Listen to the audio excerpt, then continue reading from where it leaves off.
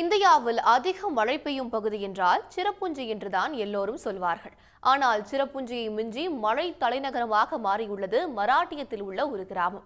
அங்கு என்ன நடக்கிறது என இப்போது பார்க்கலாம்.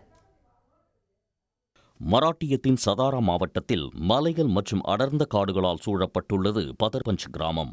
சுமார் 500 பேர் மட்டுமே வசிக்கும் குக்கிராமமான பதர்பஞ்ச் இந்தியாவின் புதிய மழை தலைநகரமாக மாறியுள்ளது. அதற்கு காரணம் சிரப்புஞ்சியை விட அதிகமாக இங்கு கொட்டி தீர்க்கும் மழைதான். 2019ஆம் ஆண்டுக்கு பிறகு சராசரியாக ஆண்டொன்றுக்கு 900 சென்டிமீட்டர் வரையிலான மழையை இந்த கிராமம் பெறுகிறது என்றால் நம்ப முடிகிறதா? ஆனால் அதுதான் உண்மை.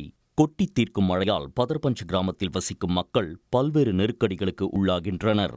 போதுமான அடிப்படை வசதிகளும் இல்லாத நிலையில் மழைக்காலம் முழுவதும் வெள்ளத்திற்கு நடுவே வாழ வேண்டிய நிலைமையே உள்ளது.